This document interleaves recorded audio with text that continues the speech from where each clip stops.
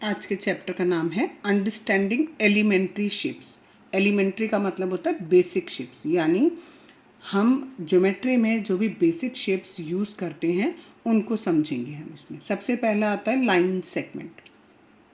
Line segment इससे पहले chapter में भी बताया था कि अगर आपके दो पॉइंट्स हैं, उन दोनों पॉइंट्स को ज्वाइन करके अगर हम ये बनाते हैं तो इसको हम क्या बोलते हैं, लाइन सेगमेंट बोलते हैं।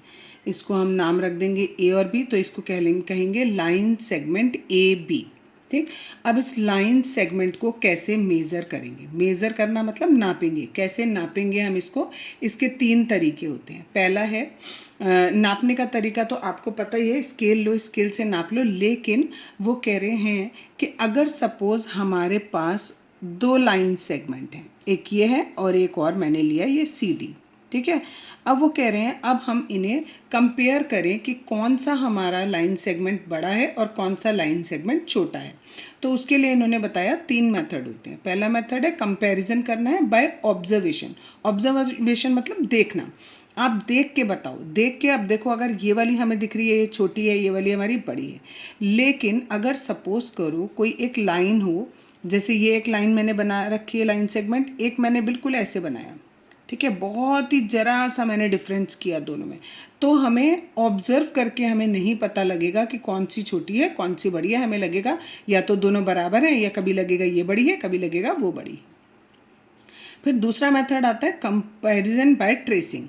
ट्रेसिंग का तरीका क्या होता है, आपने क्या किया, ट्रेस पेपर लिया और इस लाइन को और इस लाइन को, दोनों लाइन को अलग अलग ट्रेस कर लिया एक पेपर पर। अब एक लाइन के ऊपर दूसरी लाइन को रख के देखेंगे कौन सी लाइन बड़ी है और कौन सी लाइन छोटी है। तीसरा तरीका होता है comparison using ruler and divider. ठीक, इसमें हम क्या करेंगे, रूलर की हेल्प से। अब रूलर क्या होता है, आपने देखा होगा, आपका स्केल होता है, उस स्केल में एक तरफ टोटल मिलाकर 15 पार्ट्स होते हैं। ठीक है, इस तरीके से 15 पार्ट्स होते हैं। ठीक, ये सब सेंटीमीटर में होते हैं, 15 सेंटीमीटर होते हैं। हर एक सेंटीमीटर में यहाँ बीच में 10 मार्क होते हैं। ठीक है, 10 मार्क होती है। ये पूरा का पूरा कितना कहलाता है, 1 सेंटीमीटर कहलाता है। और ये जो एक सबसे छोटा वाला मैंने बनाया दिस वन, इतने को हम कहेंगे 1 मिलीमीटर कहते हैं। ठीक, तो हमने क्या किया, स्केल का जो सबसे पहला वाला मार्क है इसको हम क्या मानते हैं, 0 मानते हैं। जनरली आपको जो स्केल दिया होता है उसमें थोड़ा सा आगे तक बढ़ा होता है, उसके बाद ये मेज़रमेंट शुरू होता है 0 वाला। ठीक है, तो 0 वाला पोर्शन आप यहाँ रखेंगे और आप देखेंगे कि आपकी किस लाइन तक आ रहा है। सपोज़ करो यहाँ पर मैं ऐसे मान लेती हूँ, ये एक मैंने लाइन बनाई है और ये मैंने यहाँ पर स्केल रखा है। ठीक है, लाइन सेगमेंट मेरा यहाँ से यहाँ तक है।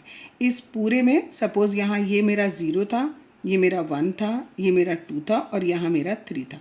तो ये 2 के बाद 1 2 3 4 5 5 6 7 8 9, तो यहाँ पर मेरा कितना 2.7 के अबाउट आया।